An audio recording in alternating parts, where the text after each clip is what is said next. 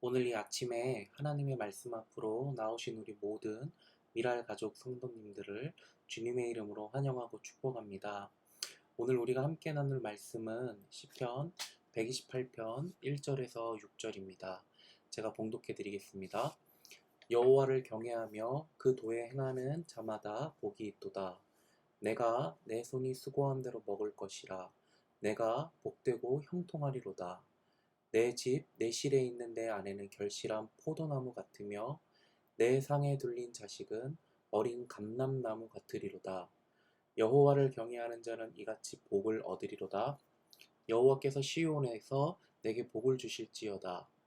너는 평생에 예루살렘의 복을 보며 내 자식을 볼지어다. 이스라엘에게 평강이 있을지로다. 아멘. 오늘은 주님이 왕 되시는 가정이라는 제목으로 함께 말씀을 나누도록 하겠습니다. 오늘 본문은 오늘날 우리 가정에 필요한 세 가지 복에 대해서 말하고 있습니다. 첫 번째 복은 2절에 수고한 대로 먹는 복입니다. 두 번째 복은 3절에 부부 사이와 자녀 사이에 사랑이 넘치는 복입니다. 마지막으로 세 번째 복은 5절에 하나님의 은혜를 충만히 누리는 복입니다.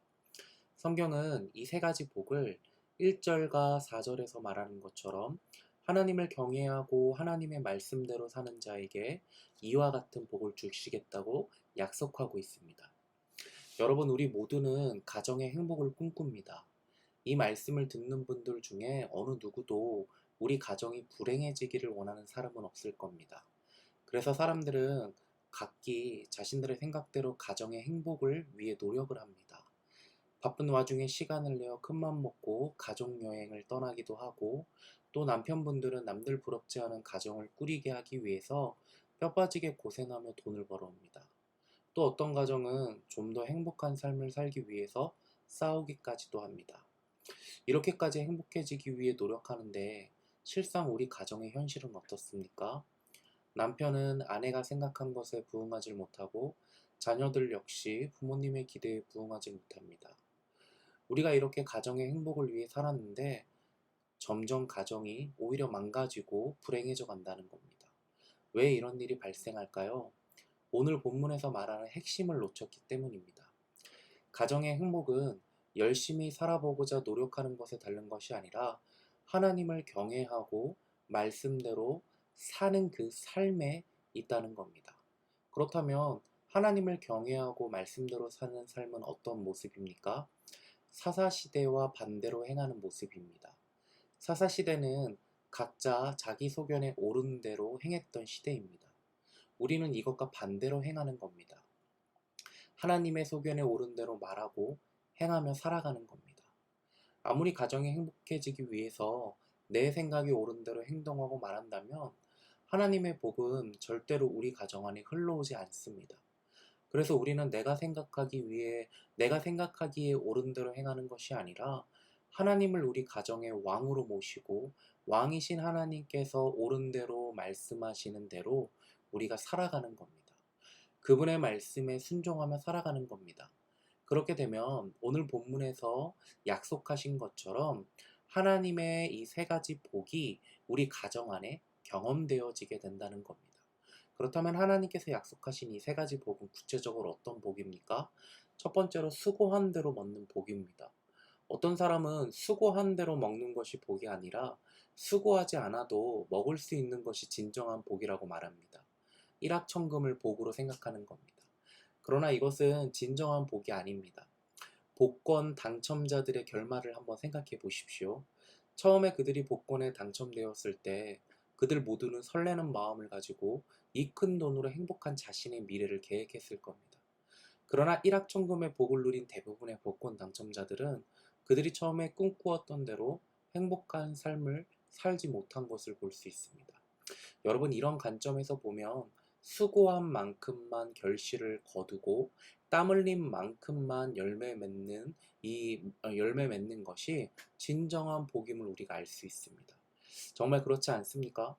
우리가 자녀를 위해서 노심초사 눈물의 씨를 뿌리고 기도했는데 자녀의 삶에 형통의 길이 열리지 않는다면 얼마나 속상합니까? 남편을 위해 뒷바라지를 했는데 오늘날 우리 삶 속에서 배신으로 돌아온다면 얼마나 마음이 무너지겠습니까? 특별히 남자 성도님들, 사업터에서 땀 흘리며 열심히 뛰었는데 그 대가를 얻지 못한다면 얼마나 힘이 빠지겠습니까? 그런데 오늘 말씀은 하나님을 우리 가정의 왕으로 모시고 그분을 경외하고 그분의 말씀대로 행하게 되면 그 가정은 수고한 대로 먹는 복을 주신다고 말씀하신다는 겁니다. 이것이 얼마나 큰 복입니까? 이어서 우리 두 번째 복을 살펴보겠습니다. 두 번째 복은 부부 사이와 자녀 사이의 사랑이 넘치게 되는 복입니다. 우리는 사랑해서 좀 더 행복하고자 결혼까지 하고 자녀도 낳았습니다. 그런데 가정 안에서 불화와 싸움이 끊이지가 않습니다. 왜 가정 안에서 부부와 부부 사이에, 부모와 자녀 사이에 싸움이 끊이지는 않는 걸까요? 누가 잘했냐, 잘못했냐를 따지느라 싸우게 된다는 겁니다. 그렇지 않습니까? 남편은 자기가 옳다고 주장을 하고 아내도 자기가 옳다고 주장을 하다 보면 결국 가정 안에서 일어날 수 있는 건 싸움밖에 없다는 겁니다. 여러분, 이런 모습은요, 가정을 망치는 첩경입니다.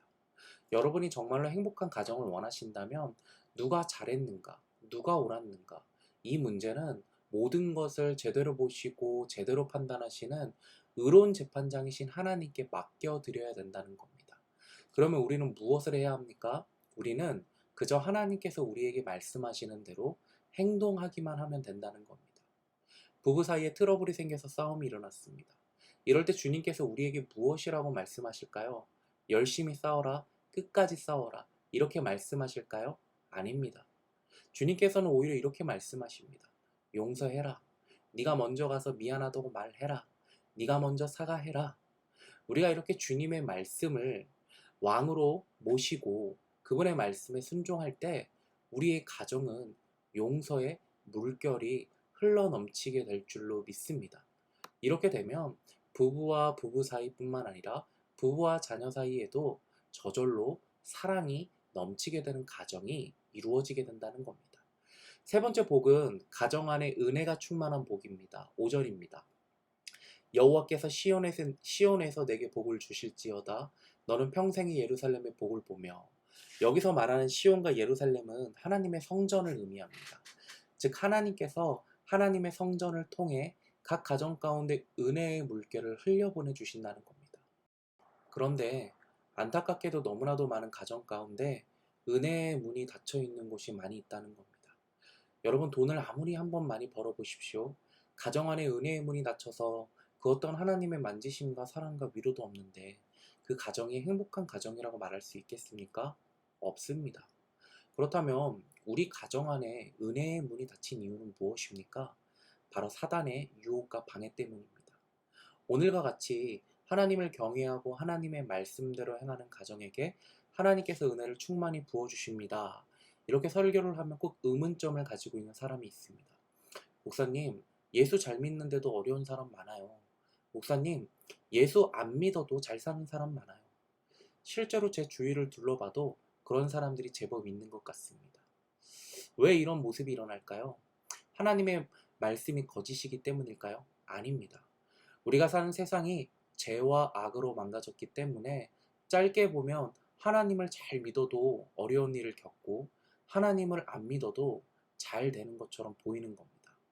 여러분, 사단이 이것을 통해 우리에게 심어주고자 하는 메시지는 너무나도 분명합니다. 하나님을 경외하는 것은 헛것이라는 겁니다. 하나님의 말씀대로 사는 것은 미련한 짓이라는 겁니다. 결코 하나님의 말씀대로 사는 삶에는 행복이 없다는 겁니다. 여러분, 정말 이 사단의 말이 맞습니까? 아닙니다. 우리나라에 하나님의 복음이 들어오기 전 130년 우리 사회는 어떠했습니까? 거리마다 술주정뱅이와 도박꾼들이 넘쳤습니다. 사회 인프라는 그럴듯한 병원이나 교육기관 하나 없는 것이 우리의 현실이었습니다. 곳곳마다 선앙당과 우상이 즐비했고 사람들은 귀신의 권세에 사로잡혀서 헛된 것을 쫓으며 살아가고 있었다는 겁니다. 그러나 복음이 들어오고 우리의 삶은 어떻게 변했습니까? 거리에 서 있던 선왕당과 우상들이 철거되고 하나님을 섬기는 영광스러운 민족으로 바뀌었습니다. 또 성경이 한글로 번역되어 들어오면서 문맹률은 현저히 낮아졌습니다.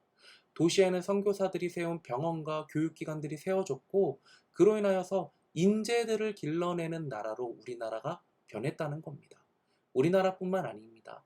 세계 역사를 살펴봐도 복음이 들어간 나라마다 영적인 부흥뿐만 아니라 문명의 부흥도 함께 일어나는 것을 볼 수 있습니다. 여러분, 이런 의미에서 하나님의 말씀은 불변하는 진리입니다.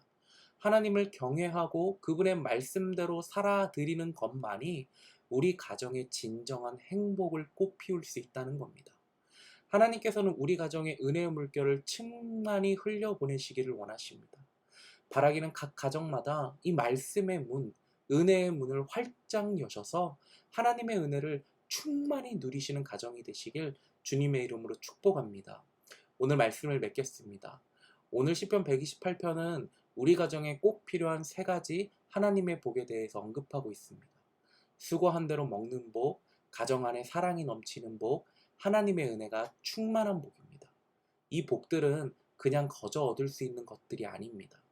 주님을 우리 가정의 왕으로 모시고 우리가 그분을 경외하고 그분의 말씀대로 순종할 때 우리가 누릴 수 있게 되는 복이라는 겁니다. 사실 우리가 마음 먹고 결단한다고 해서 주님이 우리 가정의 왕이 되시는 것은 아닙니다.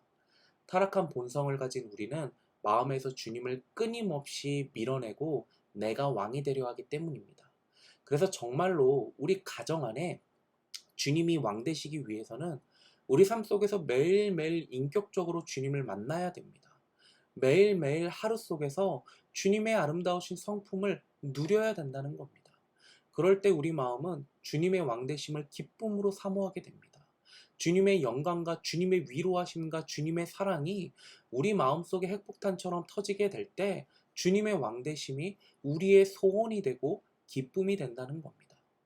매일매일 우리 삶 속에서 이러한 주님과의 인격적인 교제가 없다면 우리는 끔찍한 율법주의자로 바뀔 수밖에 없습니다. 가정 예배 드릴 때 억지로 드리는 자녀의 얼굴과 표정과 행동을 보고 회초리를 들게 되고 하루에 약속한 분량의 성경을 읽지 않은 우리 자녀를 나무라게 되고 잔소리를 하게 된다는 겁니다. 우리 자녀는 그 속에서 답답함을 느끼게 됐죠. 더 무서운 건 결과입니다. 이렇게 자란 자녀들은 어떻게 될까요? 머리가 크면 교회를 떠나게 된다는 겁니다. 그러나 우리 부부와 우리 자녀가, 우리 가정이 딱딱하고 차가운 율법으로 주님을 만나는 것이 아니라 따뜻한 사랑과 위로와 긍휼의 주님을, 그 성품을 인격적으로 우리가 매일매일 하루 속에서 만나게 될 때 우리 가정은 주님의 왕되심과 그분의 통치와 다스리심을 자발적으로 기쁨 가운데 서원하게 된다는 겁니다. 바라기는 주님 한 분만을 기꺼이 자발적으로 기쁨 가운데 왕으로 섬기시는 우리 미랄 가정이 되셔서 오늘 본문에 하나님께서 약속하신 세 가지 복을 충만하게 누리시는 우리 귀한 성도님들 되시길 주님의 이름으로 축복합니다. 우리 기도하겠습니다. 사랑하는 하나님, 오늘 말씀에서 우리 주님께서 우리 가정에 약속하신 세 가지 복들이 말씀에만, 글자에만 머물러 있는 것이 아니라 우리 가정 안에서 살아서 우리의 가정 구성원들 가운데 경험되어지기를 원합니다. 주님, 우리 가정의 날마다 예수님을 인격적으로 경험함으로 주님의 왕되심을 사모하는 가정이 되게 하시고, 그러므로 말미암아 오늘 본문에 약속하신 이 세 가지 복들을 충만하게 누리는 우리 가정이 되게 하여 주시옵소서. 그렇게 인도하실 주님을 기대하오며 예수님의 이름으로 감사히 기도드립니다. 아멘.